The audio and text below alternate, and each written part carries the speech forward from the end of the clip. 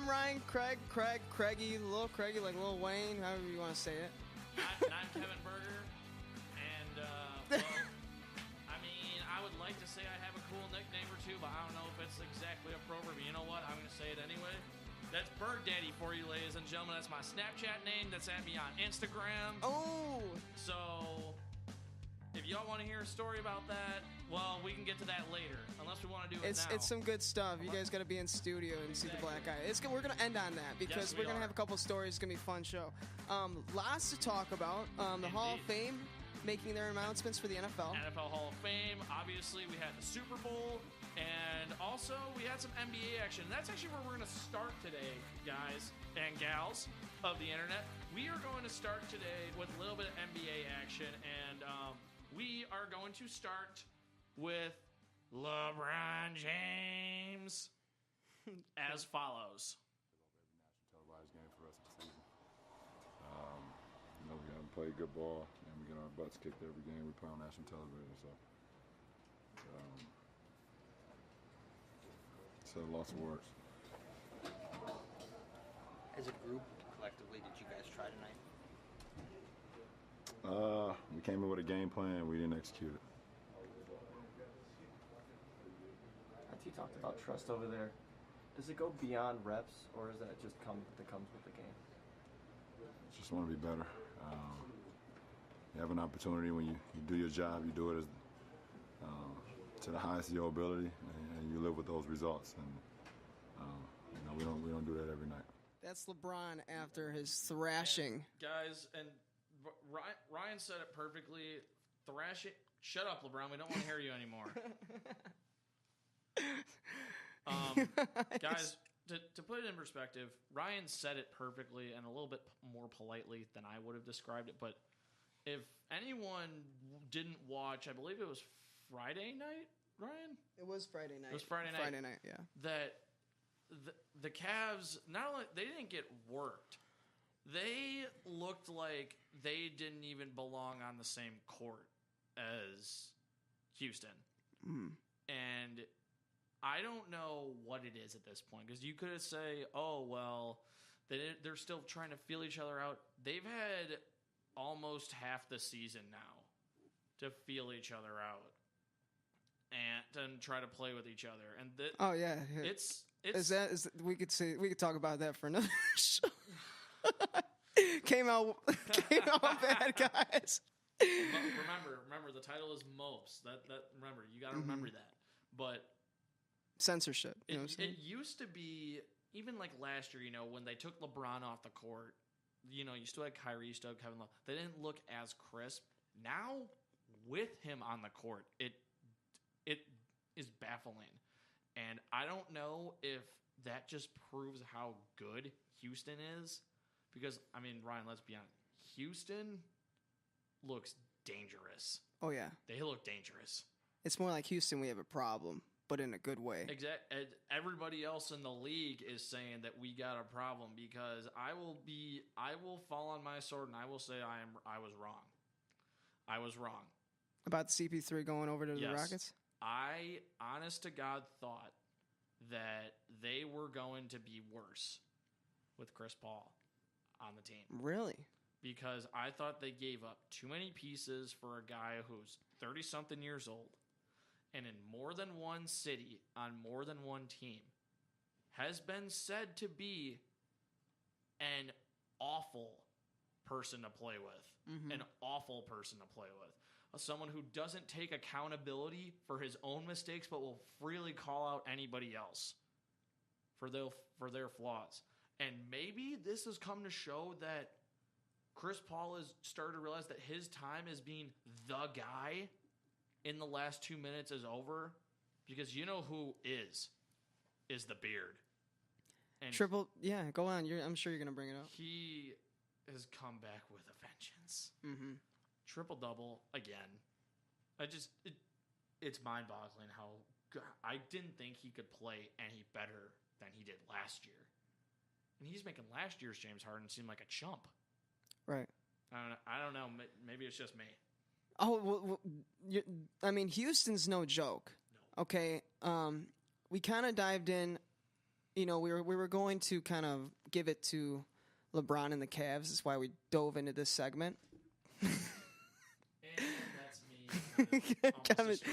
Kevin's destroying his mic, but we because it's so top heavy for the NBA. It is. And LeBron having his issues on national television, like he said, and being like, you know what, they should just take us off national television. Well, he's got a point because they haven't shown anything. Except, guess what? You're LeBron James. They're going to have you on national television whether you want it or not. You know why? Because the NBA is making money the more you're on TV.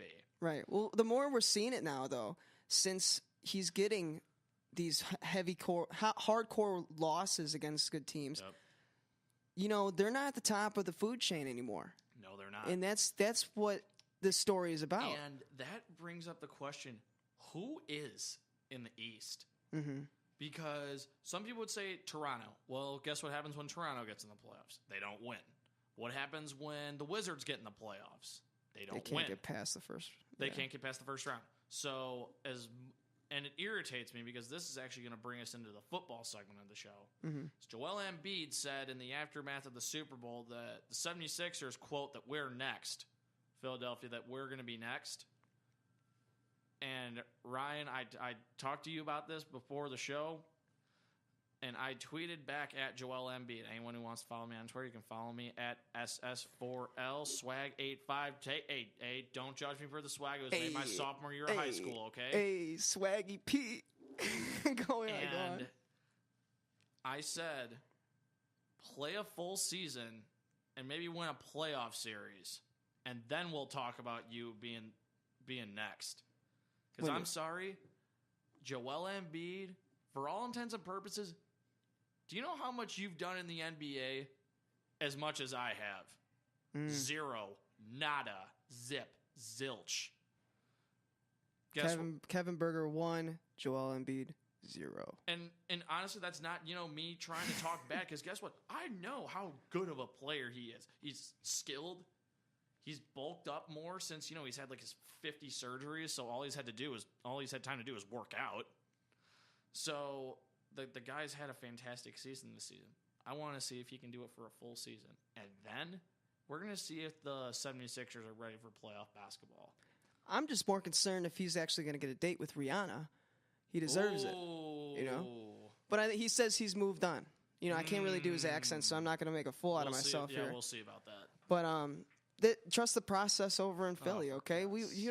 That'd be crazy if we got a Philadelphia, 2 championships in one season. Except the whole thing, though, is I think whatever team comes out of the East is going to get smacked by the team in the West. Because right now, you have a 3-headed monster out in the West, and any of those 3 teams could win. Because, obviously you got Golden State. You can't count them out. Houston has looked otherworldly this season. Right. And then again, OKC. They're getting hot. Do not sleep on them. Don't sleep on them. You got steam coming off of that team. Although they lost a very close game. They did lose a close game to the Lakers. Yeah. And you know what killed them? Free throw shooting. Which you brought up the Lakers, so I saw this the other day. And instantly I almost threw my laptop because I was like, if that happened, I would never watch the NBA anymore. Is LeBron James... I think, are you talking about the where all the big threes are going to be broken up and formed? Yeah. That they'll go to one position. Now, maybe it's going to the Lakers or it's just staying in Golden State. I'll tell you this, and Stephen A. Smith, I applaud you. You will probably never listen to this podcast because we are not worth your time. But I will applaud you. If LeBron James goes to Golden State, his reputation will be in the toilet for the rest of his life. Mm-hmm. And that will be his legacy for having to leave Cleveland, wants to go to... Now, he left Cleveland to learn how to win. That's one thing. I didn't like the way he did it, but I understand the reason why he went to Miami. And he came back, he did what he said he would do, and he won. But if you go to Golden State, you will be labeled as a coward for the rest of your life. And that will be his legacy. The only like way I see that happening is if LeBron was father timed out, okay, and he's like totally like his performance has drastically gone down, and he's at the end of his career. He's just doing some time, like the Dwayne Wades of the world, or they're just trying to get another ring. Yep. But yeah, it tarnishes his record of being one of the greatest of all time, because if he wants to be considered with Jordan, which he's already not going to make it up to, his level. Yep. But to be even the second greatest of all time, that really tarnishes your persona to people. Yep. And I just, there's no way you can tell me he's going to Golden State. Because, like we said, if people thought KD got it bad, it will be nothing compared to what LeBron would get. It would be nothing. Nothing. That man will not be able to show his face on national televised interview. Right. Every talk show in the country will destroy him, and his reputation will be destroyed for the rest of his career and the rest of his life. Yeah. Well, now that we got our national NBA, and we're just gonna go over really quick with you guys. There was a trade with the Chicago Bulls, so we are a Chicago-based area show, so we gotta touch on the Bulls at least a little bit.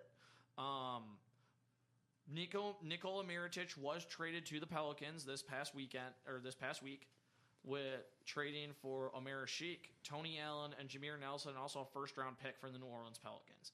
If Omer Sheik's name is familiar, yes, the Bulls have now traded for a player who is basically making a max contract, who they already had, and then let go in free agency because they weren't going to pay him a max contract for being a rim protector, which honestly was actually kind of smart. And then he went to Houston, got traded to New Orleans, and now he's back in Chicago. We went over this last show. Why are we bringing back Amir Ashik back to Chicago?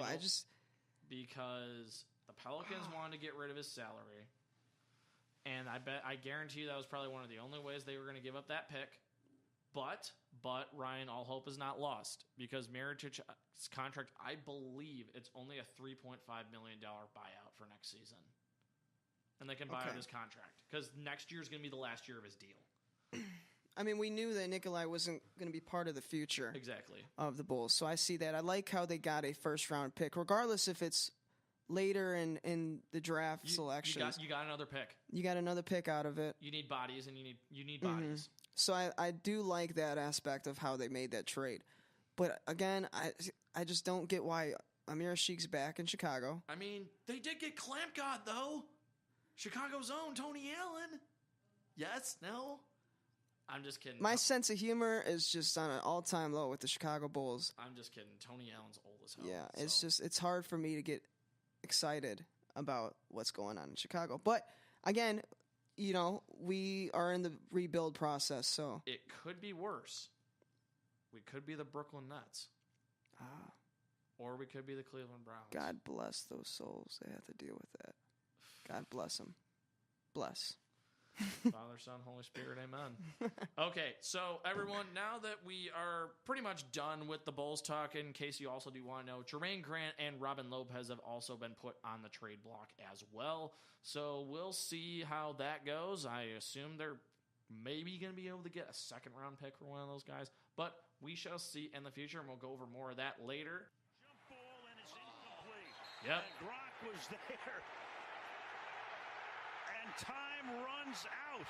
Yes. This is the end of the game. And for the Philadelphia Fly, Eagles, fly. The long drought is over. Okay. Finally. So, folks, this was not an ordinary weekend. It was Super Bowl weekend. Mm-hmm.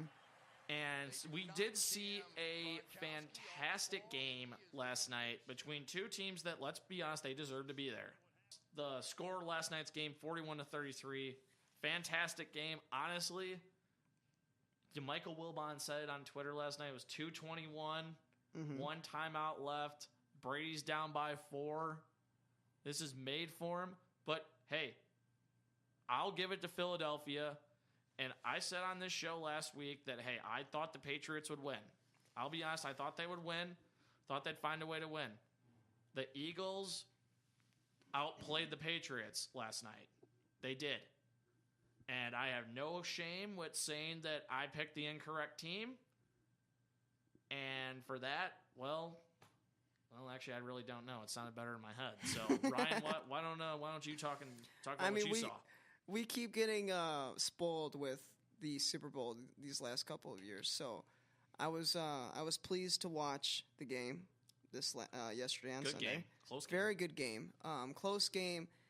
I was shocked, to say the least, how much offense was involved in the game. Go on. To put it in perspective, this is courtesy of ESPN.com, ladies and gentlemen. Over 1,000 total yards in that game. 613 for the Patriots and 538 for the Eagles. So, if I'm allowed to do a little bit of math on my handy calculator app here, because I was told there'd be no math, which is why I'm a comms major, 1,151 total yards of offense between the two teams. Which went down as the most out of any regular season. Or postseason game. Yeah. Ever. That is a lot of yardage. A lot of yardage. And, I mean, the whole thing, too, is that the numbers they're pretty even throughout. Passing first downs, 29 for the Patriots, 25 for the Eagles. 72 plays for the Patriots, 71 offensive plays for the Eagles. Total drives, 11 to 10, 8.5 yards per play for the Patriots, 7.6 for the Eagles. Patriots had an even 500 passing yards. Tom Brady had a 500 passing yard game.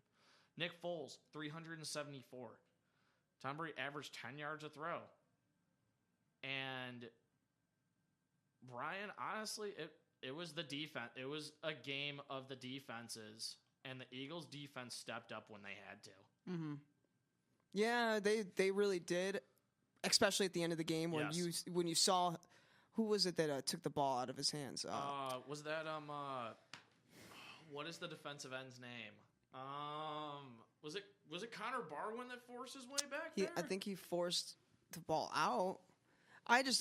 Anyway, so the ball came out and you're like, oh no way! Like, did that just happen? Yeah. I was shocked, and I was like, "Oh my gosh, this is totally going to be the game if they could just hold the Patriots down." But we knew they were going to get at least a couple seconds out. Yep. But they were pinned back. What do you think? What do you think about the kick return that they did with the lateral back? I get that they're trying to do trick plays, but literally just sat there and I was like, "What in God's name are you doing?" It pinned them back deep. There was no sense in it. There was no purpose in it. I just really didn't understand it, and we're not going to ignore the fact that the game-winning touchdown came straight out of the Chicago Bears playbook, are we? Just break my heart. Break my heart. Oh, my God. Come on. It's not that bad. We knew they were going to be bad. Come on. Mm-hmm. Okay, but no, folks, in all seriousness, we got a ton to talk about. We're not even just going to talk about, the game itself. It's the Super Bowl, for God's sake. So we have the halftime show. JT. We got JT out there. Brought sexy back. He did. The man looks great for himself. Let's just call it like it is, Ryan. The man looks great for himself, as always. When I was watching, I was thinking, you know what? Maybe I'll just shave my head, and we'll see how that pans out. Were you going to shave out the mustache and try to get the lineup like him, too? Yeah, I'm trying to do the JT impersonation, Gotcha. So who's going to be Jimmy Fallon, then? Ooh. You could be Jimmy Fallon. I'm a little too tall for Jimmy Fallon, though. Jimmy Fallon doesn't have a beard. True, but you know what? He did have a mustache for a little bit, so you could have done the mustache thing. But what do you think about the Super Bowl halftime show? To me, it was too. I know I don't want to sound like a grumpy old man, but it was too long. Because I understand that it's the Super Bowl and you want to get off your new music and have people listen to some of the music. I really wasn't feeling it. Like really? the first part of it with his new music, I wasn't feeling it. And, you know, once he got out and, you know, he had Sexy back and he had Suit and Tie, which, again, I was just waiting. And I really did like the fact that it was just JT. It wasn't like last year where Coldplay started out and then all of a sudden Beyonce and Bruno Mars just came in out of nowhere. Mm-hmm. But I really was kind of hoping for Jay-Z to, you know, just sneak in there and use his little part for Suit and Tie. And is it weird? Was I the only one that kind of wanted Joey Fatone and all the guys from NSYNC to come out there and just, you know, hang out for a little bit? Is that weird? Oh my gosh, if they did, man, that would be insane. You know, what I thought about the Super Bowl halftime show, I thought it was all right. You know, the new song that he has is kind of, it's unique. And a lot of, like, especially different. the older people that I was with watching the game, they really were like, what kind of song is this? Yeah. But I'm happy he sang Cry Me a River. Yes. That's a jam. That was a good one. He didn't sing What Comes Around Goes Around, which I'm a little disappointed in JT. He did sing the one with Madonna in it. Mm-hmm. Madonna wasn't there, but the one with Madonna. I did like the tribute that he had to Prince, Yeah, though. I did say like that. I really did like that.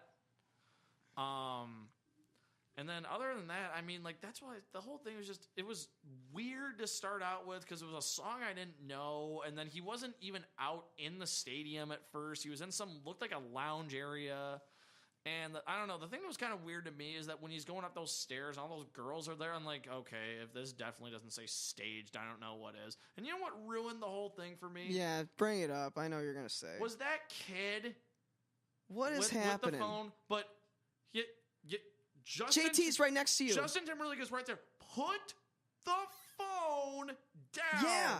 Put the phone down. But you know what? This is exactly the problem with the younger generations now. And I know if anyone who's older is listening to this, they'll be like, oh, well, you guys are millennials too. Well, yes, granted, me and Ryan, we are millennials. Mm-hmm.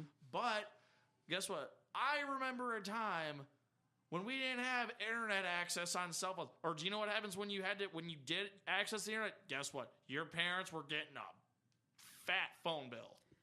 I will be the first one to admit that I am decently involved in Snapchat. Yes. And I'll put on a long story because you know what? I like to capture moments. It's just who I am.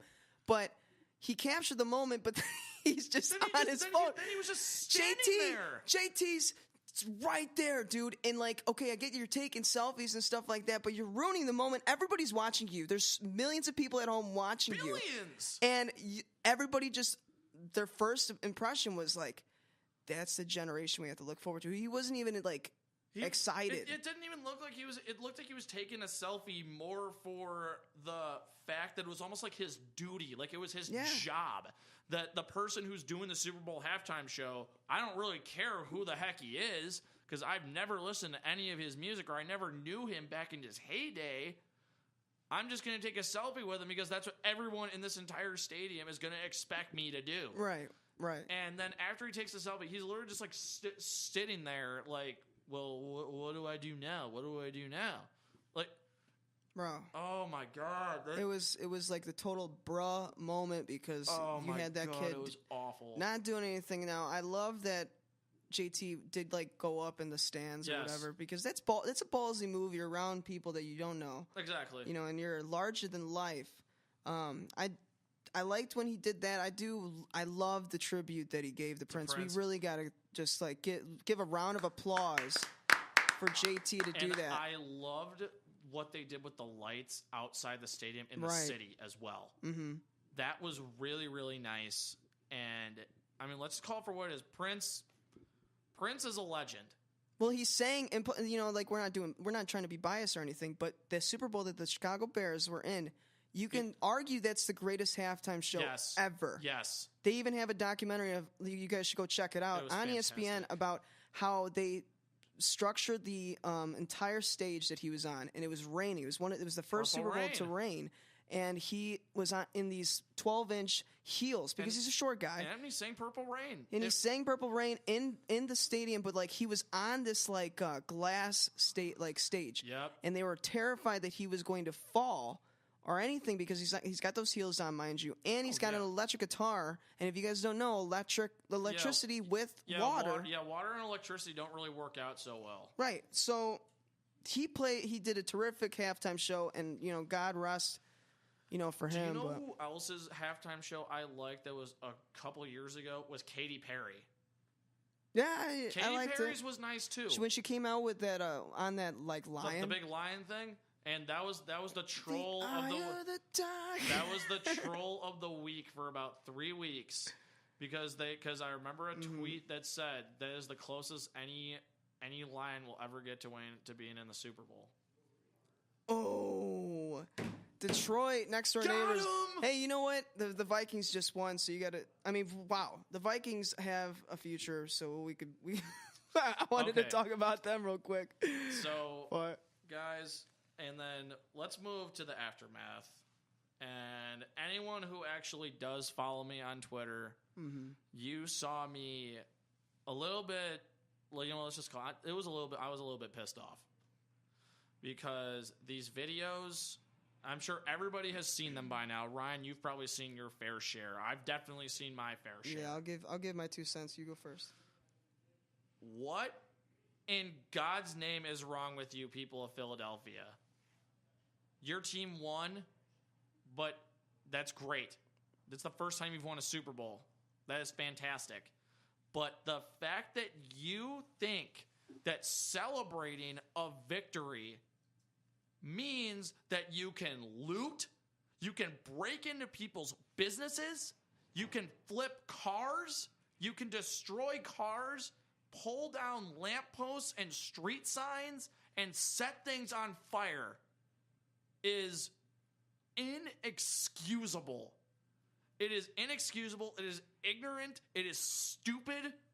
And honestly, it proves what is wrong. A lot of things that are wrong with humanity and is wrong with this country is that you think that just destroying a person's business. There was one video that I specifically saw that I think it was at not a convenience store, but like a local store. That's what I was getting. It looked like it was a local store or something. And someone in the background shouts, "Everything is free," and then everyone just starts throwing things and grabbing things and running out. That's someone's business. That's someone's livelihood that you are screwing with. And Ryan's trying to get this to get me more riled up, and if that's his goal, it's working. Because I could go on about this all day. And I'm just going to take another couple of minutes because I want to let Ryan have his 2 cents in because obviously he deserves it. But the fact that you think that's acceptable, and I said this on Twitter, and I will defend it till the day my Twitter account is deleted, is that this proves that the people of Philadelphia, they might not have deserved, their team deserved to win, but their fans didn't deserve to win. Because it shows how little that they've won and how little they care about those around them if that is your best solution to express your joy for your team winning. No, I guarantee you, Ryan, a lot of those people, they just wanted a chance to get free stuff. And guess what? The Chicago Cubs won the World Series 2 seasons ago. And guess what? And this was the first time the Cubs have won the World Series in, how long was it, 112 years? Right. You think that that people in Chicago, that they're going to do that? Was Wrigleyville being burned to the ground? Were people storming into bars and taking liquor and beer and knocking over signs and cars and starting riots in the street? No. Do you know what was happening? They were celebrating. A lot of them were probably intoxicated. But guess what? They weren't destroying anything. And I'm just going to stop talking now before I give myself an ulcer from this. But it's just unexcusable. And I guarantee you, if you brought that video to someone in a different country who didn't know the first thing about the Super Bowl, they would have thought that there was that the apocalypse was going on. We got Mad Dog over there. Look, listen. I mean, I get that, like, you're the Philadelphia Eagle fans are like excited about all this kind of stuff. But when your entire city has to put grease on the light poles so you don't climb up because you guys are that rowdy, you know what I'm saying? Like they have multiple security guards and policemen out there trying to make sure everything goes not crazy like it's gonna pan out to be, but it ended up being that way. I've seen multiple videos. I'm sure you have, with the fire, them burning down everything. Did you see people tipping over cars, everything. I mean, that would be in like a horror story of The Purge. Yeah. That's what it looked like. And we're not talking about, just, flipping a car on its side. No, there was someone that took a Prius. Now, granted, I did kind of laugh a little bit because it was a Prius. But they flipped an entire Prius upside down. Upside down. And then I think someone started smashing it with a sledgehammer. I mean, there's multiple things that happen. We're not going to just slide over that. It's one of those things. Just act like you've been there before. Okay, yeah, the Chicago Cubs, when they won, it was crazy because they haven't won in so long. Everybody was just like they were having a fantastic time. There was nothing crazy about it. But guess what? Chicago fans know how to win. You know why? Because we had the Blackhawks win 3 Stanley Cups in the last 8 years. Which I think that might be part of the reason why they were a little, crazy. Because we know Philadelphia fans have always been the rowdy type. Now, the Flyers are the last team that I could recall that had success and they had championships in Philadelphia. No, the Philadelphia Phillies. Remember, the Phillies, okay. So the Phillies won. Ryan Howard, Jimmy Rollins, and Chase Utley. So the Phillies won. I mean, they've seen championships before. It's just sometimes if you're a football town, it like gets the emotions a little bit higher. I understand, but still, there's no excuse for acting like that. There isn't an excuse. I'm not giving them an excuse. It's just, like I said before, act like you've been there before. It's your city, and you're making a fool out of yourself. Everybody now is making fun of you. This is the reason why we didn't want Philadelphia Eagle fans to win. Exactly. And then people would be like, the Patriots won again. And guess what? At least the Patriots fans know how to act when they win. Right. Know your manners, man. That's my thing, is that what are you proving by making an ass of yourself in public? Because that's what you're doing. You're making an ass of yourself in public. Okay. So now that we have our little angry rants out of our systems, well, my angry rant, and Ryan's kind of disappointed rant. I mean, I'm just disappointed more than anything, but it's just what the world, I guess, is coming to because people just don't know how to behave. I don't, and it makes me it's shameful. And the people that are over there should be ashamed of themselves and how they acted. I mean, that's just what it is. Honestly, I hope some of these people get arrested and they get criminally charged. Yeah. I really hope they do. I mean, we know a person who's from Philadelphia. He's over from Aurora University. He just left to go to the parade. Yes, he did. And I went to the parade for the Cubs. Yep. And that place was just crazy. And I'm sure the parade for Philadelphia Eagles is going to be nuts. But we broke the record for the most people in one place. Yeah. When the Cubs won the World Series down in Chicago. There wasn't headlines of people being arrested and people being drunk and disorderly and breaking things. The headlines were some people being too drunk. I was one of them. I'll raise my hand. I was pretty darn toasted. The whole thing is that you weren't, going out and trying to break into someone's business and then try to steal anything and everything and get your hands on. Listen, I remember when they had the parade and everybody called it off like it was a holiday, and you knew that was going to happen. Yes. The eerie thing was a whole bunch of people that were surrounded in one area, but yeah, there was no loot. There was nothing that was crazy happening. Maybe there was a couple of fights, but again, everybody's on the same team. You go Cubs, go! There were going to be mosh pits. I mean, yeah, that's going to happen. Mm-hmm. I mean, Ryan, you want to talk about so many people calling for? I'm pretty sure half our school didn't even go to class that day. Right. The day of the parade. I'm pretty sure half our campus didn't even go to class. Right. I had an internship, and I said, you know what? Hey, to be honest with you, this is a one-time thing that's probably going to happen. Exactly. I'm not coming in to work. Exactly. So I just hope that all these trolls on the internet, that they can show people of other cities that, okay, so people like Detroit, I'm speaking to you. If and I do say when, because, I mean, let's be honest, the football gods are going to make it so that you do eventually win a Super Bowl. Or I'm trying to think of an NBA team that's never won an NBA title. And I'll just say the Sacramento Kings, for example, because I'm pretty sure they've never won an NBA title either in the modern era. Or in the Las Vegas Golden Knights for the NHL. Although they are brand new. They're brand new. Yeah. Please, as a human being to another human being, do not act like this, because in 20 years, 30 years, if your kids or someone you know, and I know it's going to be every social media warning ever, but seriously, do you want to be associated with the fact that when you were teens, 20s, 30s, that you acted like a jackass because a team won a football game? Right. So, leaving that touchy subject, Ryan, let's get into something a little bit more in-depth, but we're going to stick with football. The Pro Football Hall of Fame had announced on Saturday that they have their finalists and the inductees for the Hall of Fame. And boy, what a class it is. What a class it is. If you're from the generation that saw the 90s and the 2000s, you are going to love these names, because there's 5 big-time names. Ryan, we'll stick in Philadelphia for the first one. Brian Dawkins. I mean, Brian Dawkins, this is his reported. This is from BleacherReport.com, all this stats and stuff that we're getting.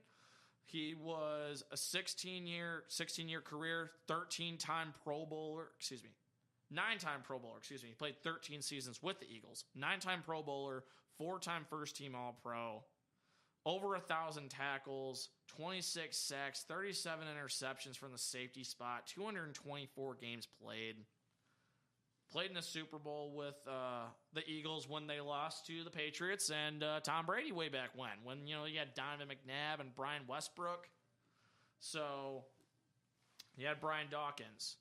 Then on the opposite side of the ball, you had, Ryan, we're going to call it like it is, 2 of the greatest receivers to ever do it.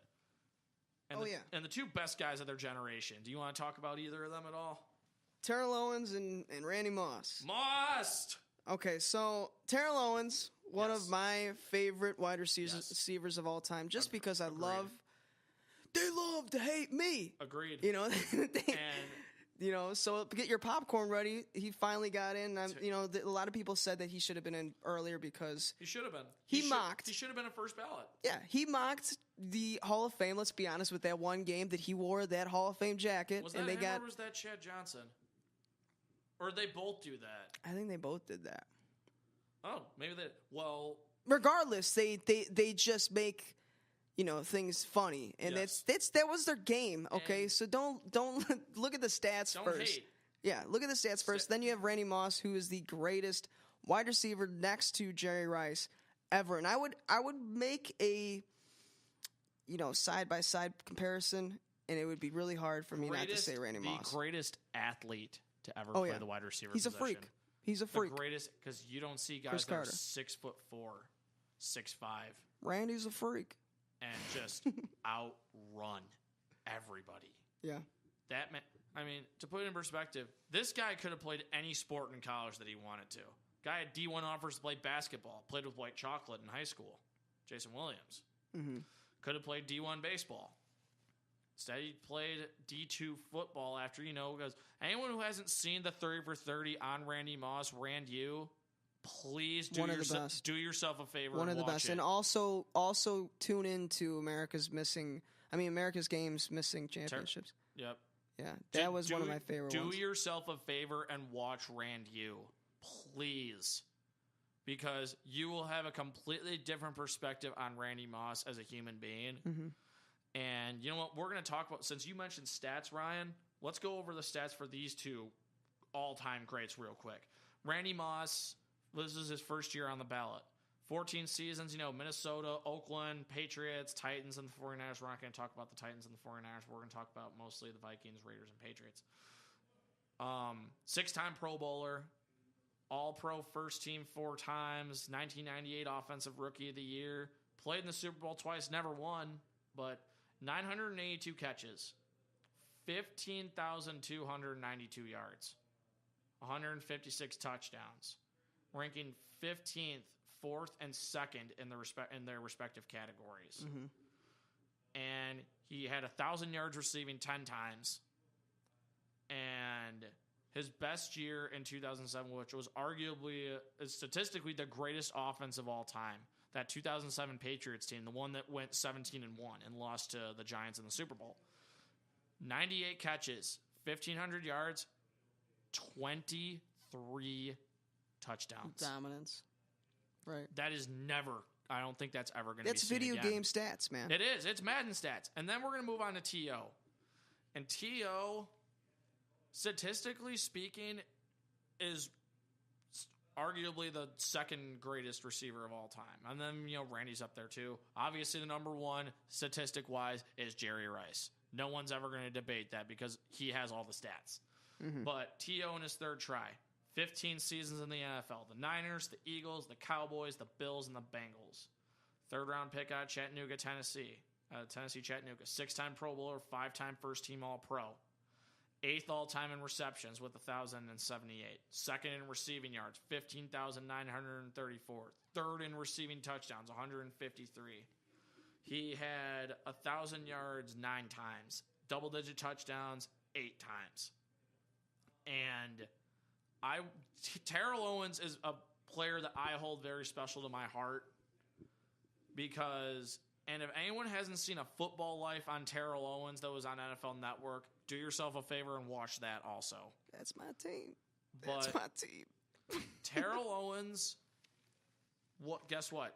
Terrell Owens was a guy who spoke his mind, and it didn't matter what anybody else thought about him because he didn't care. He played the way he played because he knew he could. He was in his time arguably the best receiver in the game. And he played like it, he acted like it, and he backed it up. Yeah. And the people that complained that he was a bad person, was he ever arrested when he was playing? No. Did he ever do drugs? Was he an alcoholic? Did he steal? Did he cheat? Did he murder someone? No. He didn't do any of these things. So what quantifies him as a bad person? The only reason why people thought he was such a bad person because he was a hard person to be a teammate with. A lot of people would say that he was a cancer in the locker room. That was his definition. You could say the same thing about Kobe Bryant. Multiple people. He was competitive and he wanted to win. That's at the end of the day, that's what he did. That's why he worked out so long and he still wants to play football. Yes. He does. He's even come out and said he honestly thinks he can still play. Yeah. Randy Moss is the same way. And guess what? I would take either of them over anyone the Bears have as a receiver right now. Dude, Randy Moss, I remember when he was in off season and he was in the free agency and like when he was on the Eagles and when they went to his house and he's doing those sit-ups of those chiseled abs. Owens. He's a beast. Terrell Owens is a beast. Monster. And it is sad that the stats that you named off, he's first ballot. And it's sad that people judge him for the way he acted. That the way they both acted. Let's be honest. The people judged Randy Moss that way. Because guess what? That's why Minnesota sent Randy Moss to Oakland. Yep. Because they were sick and tired of dealing with them. And it's unfortunate. Because those are two of the greatest players to ever do it. And again, if you watch these films that me and Ryan have talked about briefly, especially the one on Terrell Owens. Terrell Owens is one of the most humble people you will ever meet and you will ever see. The guy grew up without a father and was basically raised by his grandmother. Yeah. There's a lot of guys too, Terrell Owens, Randy Moss, you mentioned Brian Dawkins, all those guys who are Hall of Famers that are in there, and we're about to mention another guy. Yep. They don't have a ring. Yep. and that's really disappointing. That's why the Hall of Fame is like their Super Bowl now. Yeah, it is. That was what they were so rooting for. And I can't wait for the televised for the induction speeches, because this will be the first time I will ever sit down. I will watch all 5 of them, because there are 5 players. Ryan, let's be honest. We grew up with these guys in all the Maddens every year. You grew up playing as them. Right. And then the next one that Ryan and we hold near and dear to our, because let's be honest, again, we're a Chicago-based program. Brian Urlacher, the man in the middle for the Bears defense for 13 years. And again, took him 1 year. And yes, bear down, absolutely. Made the Pro Bowl 8 times. 4-time first team All-Pro. 2000 NFL Defensive Rookie of the Year, and was Defensive Player of the Year in 2005. First round pick out of New Mexico. And Ryan, this can never be stated enough when you're describing Urlacher. Safety in college. And then he moves down and plays linebacker. 13,054 tackles, 41 and a half sacks, 22 interceptions from the middle linebacker position, 15 fumble recoveries, and 11 forced fumbles. And let's just call it like it is. If not for Ray Lewis, who also is being inducted into the Hall of Fame, we'll get to him in a second, Urlacher would have been the greatest middle linebacker in his generation. Yeah. Hands down. Hands down. Because, and honestly, I think it's great that both of them were put in. Because they played the same position so uniquely and so differently, but they played it better than everybody else. Because, I mean, Urlacher, that man was made for the Tampa 2 defense. He was the face. He was the face of that defense. And you had a lot of good players on those defenses. You had him. You had Lance Briggs. You had Charles Tillman, Mike Brown, Alex Brown, Awali Ogunleye. At a time, Nathan Vasher. Yeah, back when you had Nathan Vasher and he was a solid player. Yeah. You had Awali Ogunleye. You had Tommy Harris. Tommy Harris for 3-4 years was the best defensive tackle in the league. For 3 years, he was the most unstoppable player in the NFL. That man could not be blocked. For those 2-3 seasons, unblockable. And Urlacher made that defense work.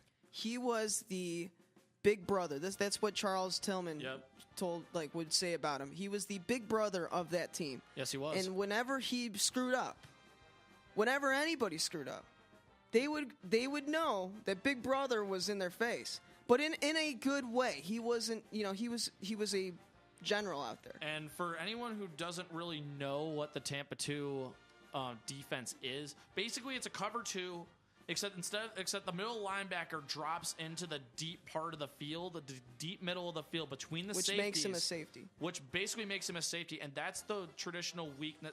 That's the schematical weakness of the cover 2.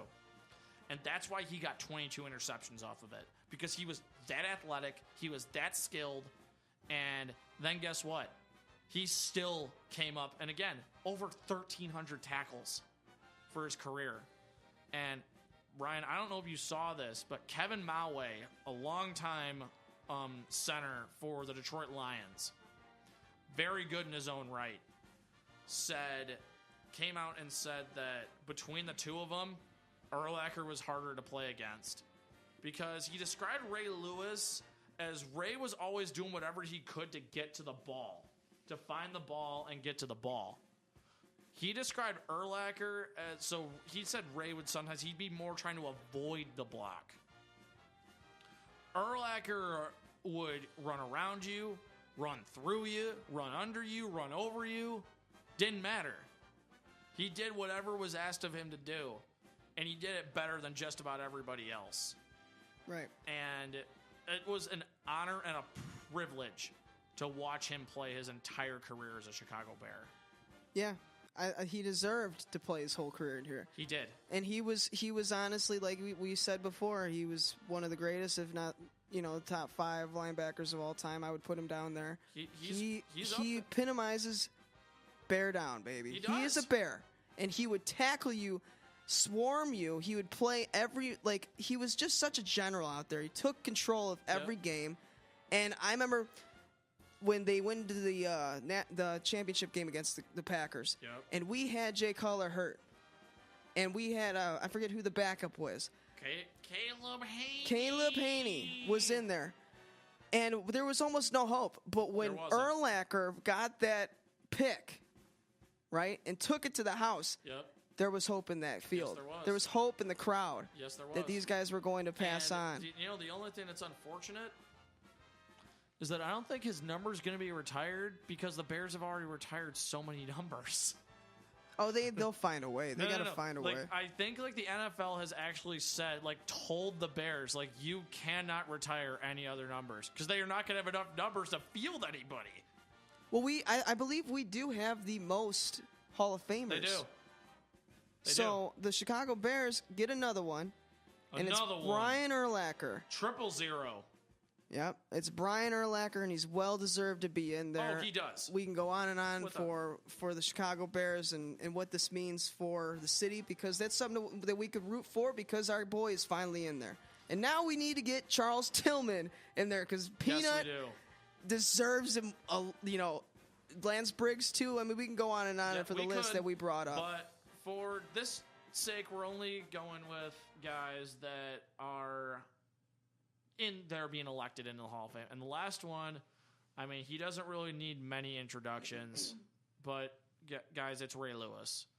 Ray Lewis, again, arguably one of the best linebackers of all time. He's played his entire 17-year career with the Ravens. 13-time Pro Bowler, 7-time first-team All-Pro, 2-time Defensive Player of the Year, 2-time Super Bowl champion, and a Super Bowl MVP. And a killer. I'm kidding. And we're off the air. Well, that is a story. That is a discussion for a completely separate time, which we're not going to have now.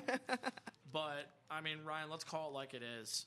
Ray Lewis, he was just an animal. Yeah, he was an animal. When he come out there, whoosh. Yeah, he had the dance. With his dance, man. 228 regular season games. This isn't even his postseason stats, all right?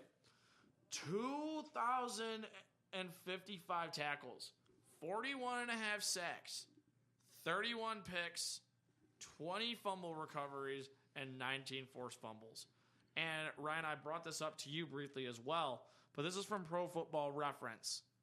And that ranks him as the 9th best player, not defensive player, in NFL history, and the 3rd best defensive player according to approximate value, which from what we've been able to gather is basically that you take the player's production on their team and how good that team would have been with and without him. He's 9th all time. And you know who's 1 through 8? Peyton Manning, Tom Brady, Brett Favre, Jerry Rice, Drew Brees, Frank Tarkenton. Drew Brees? Yes. Well, think about it. Go on. Think about it this way. Where would have New Orleans been if they didn't have Brees for all these years? Go on. Bruce Smith and Reggie White. And then you have Ray Lewis. So I'll give you some names that he's ranked above. He's ranked above Dan Marino, John Elway, Derek Brooks, Rod Woodson, Junior Seau, Lawrence Taylor, and Julius Peppers. Yeah. I mean, the stats are phenomenal, dude. What's your top 3 linebackers of all time? Oh, Jesus. I'll tell you mine. Are we talking about All right, go ahead. You first. Lawrence Taylor. Okay. You gotta have him up there. I might put Ray as number 2. Okay. And then it's a fight because I need to put a bear in there. It's either Dick Butkus or Brian Urlacher. I gotta put Butkus in there. Dude, I would say for me it's Butkus, Lewis, and Really? So Butkus is your number 1? yes. Smart man. And I would say Urlacher, honestly. Smart man. Because For whatever, however. Lawrence Taylor. If you think about it, though, Lawrence Taylor didn't really play linebacker, though. But like he did, but that's only in the sense that he stood up. He basically did 20, 30 years ago what most of the defensive ends in the NFL, like Clay Matthews, do now. There's only so many times that you watch a game that one person can affect Absolutely. an entire team, and that was Lawrence Taylor. Lawrence Taylor made the left tackle position the most premium spot in football. Mm-hmm. He changed football. He changed the game. But do you know what? Do you know why I put Butkus up there at number 1? Why? Because this man, not only did he play linebacker, he played linebacker. So he played in the the 50s and the 60s, right? Mm-hmm. He played linebacker about 6'3", about 230. 235, when the average linebacker at the time was about like 6'6'1", maybe pushing 200 pounds. He was a mammoth of a man. He couldn't be stopped, man. He couldn't be stopped because he just, and when he hit you every single time, and Bill Curry talked about this, that he got up, he didn't have to guess who hit him. Yeah. That's what Butkus said in an interview. Is like, I just want people to know that they've been hit, and when they get up, they don't have to look to see that it was Butkus that got them. Mm-hmm. Which is just... And you see these highlight films. Everyone's seen them on NFL films, on YouTube. This man just picks people up and just throws them into the ground, buries them in the ground, doesn't care. Mm-hmm. There was one time I specifically remember, he takes out 3 guys in one. He takes out the Detroit guy that's blocking him, the Bears guy that's behind him, and then that guy falls into the ball carrier. And he just bench pressed him forward and just knocked all of them over. Well, he played at an age where he was the biggest guy. And he played on a team that was just awful.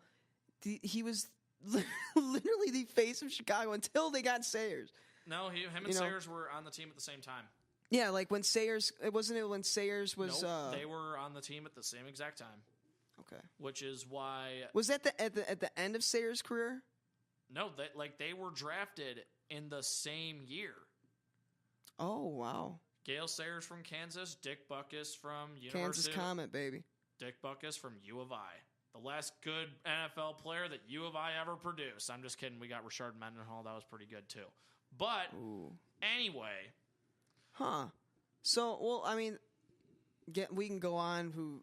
My list of the best running backs too. I'd have Gale Sayers in there. Well, next show we'll come in with that. We'll close out the NFL season with Do we want to go like top 3 of each position? We'll do top 3 of each position. We'll come in with stats, and we'll have probably an argument about it. But what we need to close out on. Okay. Oh, jeez. Here we go. We need to bring up the horse in the room. Oh boy! I thought it was the elephant in the room. Well, we could say it, the elephant, the horse, the pig, all the farm animals, the zoo animals. I don't care. We can do whatever you want. All right. So, oh boy, here we Kevin go. Berger. Yes, sir. Tell us what happened over the weekend. Well, let's see. All right, so Saturday I worked. All right, yeah, I'm just kidding. I was going to say I worked and slept, but I know what you're talking about. Yeah. Okay, so Thursday night, because me and my roommate Tommy, we do not have class on Fridays, so we tend to go to Bulldog Ale House, a local establishment in North Aurora, very nice place. Terrific deals, by the way, guys. Thursday nights they have 89-cent chicken tenders and $2 draft beers. I'm all about the drinks.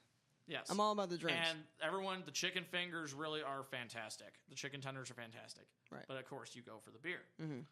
And so me and my roommate Tommy and my roommate Ryan, we're hanging out. We're sitting at the bar having a couple of drinks, watching the games that were on. I mean, in all honesty, there really wasn't that bunch of good stuff on. There was a couple college basketball games, but Okay. that wasn't the point.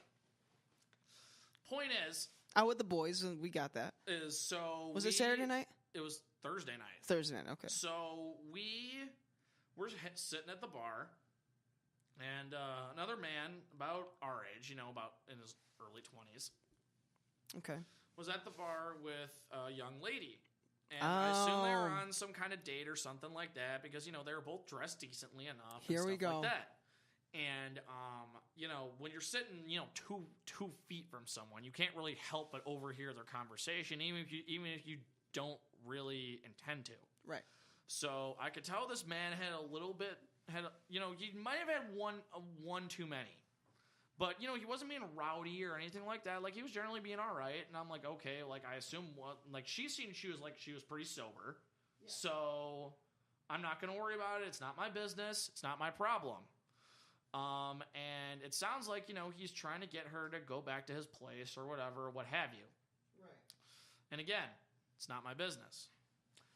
She keeps politely turning him down and saying no, blah, blah, blah, blah, that she has to work or she has to do something else. And she gets up to leave, and I notice that he grabs her by the wrist. Oh, here we go. We got Batman coming over, Mr. Burger. And the whole thing is that I waited initially to see what he was going to do. Right. And he was not letting go of her. So I said, I'm like, okay, like, that is not okay. As much as my parents, who they'll probably be listening to this eventually, think that I never listened to almost anything you said, this is one of the few things that I will always remember. And any guy that is listening to this ever, do not put your hands on a woman like that. Ever. Ever. And so I put my hand on this man's shoulder, and I'm like, bud, like, calm down, just, like, let her go. Chalk up this night as an L or whatever, and just get yourself sober so you can go home or call an Uber or something like that so you can get home and you can get home safe and just call it a night. Well, he proceeds to turn around, looks at me, and then, gives me a big F you to my face, and then proceeds to hit me in said face, which is why... if anyone's seen my Snapchat Friday, then you saw that I had a black eye on my face, specifically over my left eye. So I may or may not have physically retaliated because, one, I don't appreciate being hit in the face. Amen, brother. And two, I didn't know if this guy was going to get violent with the female that was next to him. Right. So I took it upon myself to teach him some manners and not think it's okay to ever put your hands on a woman or hit me for that matter because I don't really appreciate it. Which is never okay. No, it's not. It's not. In fact, our last episode, Ryan, we talked about the Larry Nassar case. Right. That's just another case that it is not okay. Mm-hmm. It's not okay. And honestly, this whole issue with domestic violence, obviously, that women, it's great that they're presenting united fronts like that. It's fantastic, like what they did with the Larry Nassar case. Over 100 of these athletes, these former gymnasts, banded together to take this man down. But guess what? Guys, it starts with you. It does. Domestic violence, men that are beating women, and vice versa. Guess what? It starts with you. Because it's not okay. There is never any situation, unless that woman is coming at you with a knife or a handgun, that it is ever okay for you to lay your hands on a woman like that. It is never okay. Ever. We hit a nerve with Kevin. So, okay, so you got a black eye because the guy hit you back, or he hit you. You probably went over this. Did the police come? I'm not sure if they came or I believe they did. I'm not sure if they arrested him or not. Really? Okay, so. But I mean, I think so. But because the manager was getting set to kick us both out because I'm pretty sure he thought, it was just a bar fight. Mm-hmm. But the bartenders, and thank you to Christy and Lindsay, you guys were there. They saw the whole thing. And they stopped him from throwing me out because they said that I did the right thing. So, as a result, I got 2 free rounds of drinks out of it. So, my man, I was happy about that. But the whole thing is, again, guys, girls, anyone who's listening, don't ever think it's okay to put your hands on someone. It's not okay. How many drinks did you have during the night? Let's go over this. This is the statistic portion of our show where we go over how many drinks Kevin had on a Thursday night at Bulldogs. Before I got hit or after I got hit, and adding up all of it. Let's add up the whole thing, the whole night, whole night of drinks. Even when you go home and you're like, you know what, I just got hit in the face. I think a shot of Jameson would just put some hair on my chest. Okay, see, first of all, Jameson's too expensive, so I ain't about that. Yeah, I'm not a fan of Jameson. I don't know why I even said that.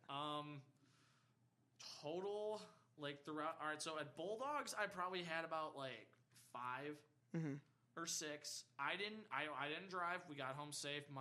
Our friend Ryan drove, and Ryan. Shout out to Ryan. Great name, by the way. Ryan actually is he's actually 20, so he was not allowed to drink. So so unfortunately he had to be the DD. Sorry, bud. But, bless. I'm sure he's going through a terrible time being 20 years old. Thank you for getting us home. Yeah. After we got back, let's see, I don't know, another 5 or 6. What? Kevin's a tank. So that's his nickname 12, for now, Kevin the Tank. So I guess about 12, I guess. Damn. But again, folks, we want to make this clear. We are both 21 years old, so we are of legal age to drink. We're gonna start a liquor license or whatever. We're gonna make a Mopes and Hoodies shot, right? Like the liquor that you get it from, like vodka. We can do some like some Russian vodka or something like that. So does that mean that we're gonna make our own signature drink then? Down the road after Mopes and Hoodies goes platinum with all the listeners that we have at home. So that's cool. I mean, I can dig it. You had a couple drinks and you had a night that just ended up you getting punched in the face. It happens. I mean, I had a night too. Saturday night. Now it wasn't Thursday night. I wasn't lucky enough to go out during the week. But Saturday night, usually it's for the boys, but for this particular reason, I was like, I'll just go to a party. I just had had a couple of friends over there, so it wasn't totally for the boys, but there was some girls obviously involved. And I haven't drank in a couple days, and not days, probably weeks, guys. Not days. It sounded like an alcoholic. Oh, Jesus. So I ended up having a couple drinks, and then me and this girl, we're having a fun time. Yeah. And I'm really good friends with her. Yeah. And I just have too many drinks, and then I end up passing out. And everybody didn't have a fun night after that because I just passed out and disappointment arose. Oh, then I woke up and I'm like, well, yeah, that's great. I just passed out. Boo. Yeah, and I mean, it happens to the best of us. It's when you just got to make sure you don't go over that limit. Hey, man, you took an L, but you got to bounce back. You got to bounce back. That's why we're making game plans, okay? So, I'm going in, I lost last week. So next week, I got another game. We'll see what happens. We only take dubs around here. We do not take dubs. So, great story from Kevin as he has got a black eye. I'm glad you guys Ryan, are listening. I don't know if you want to bring that closer so everybody at home can actually see how bad it actually is. I mean, honestly, everyone, it looks a lot worse than it is because now it's already starting to brown over a little bit. I'm trying to get some brown over. Well, I mean, it looks better now than it did Saturday, especially. So, got a little bit of a brown over here underneath my eyebrows. And then over here, more towards the middle, it looks a little bit more black and blue. It doesn't hurt, so that's kind of nice. I got these little face scars right here because I don't even know what the heck I scraped my face on. But, that's how it goes. Sometimes that's how it goes. And remember, this is a show about Mopes and Hoodies, which Ryan is actually wearing a hoodie to start the on today. We got it. So, we'll come back next week with a whole bunch of new stuff. You know, Next sports is week? always... We'll be here Wednesday. What are you talking you know what? about? That's why I had such a long night on Saturday. I totally forgot. Totally forgot that it is a Monday. We are on a Monday, okay? So we'll be back on Hump Day. Hump Day. Hump Day on Wednesday, and then we'll come back with some new stuff. We'll go Mike. Guess what day it is? Guess what day it is? Hump Day. So we'll come back. We'll see you guys on Wednesday, and we'll go over our top All right, three. guys. Hey, everyone get home safe. Stay warm. It's really snowy outside. Be safe. Drive safe. And go Bears! The Bears. All right, guys. See you later.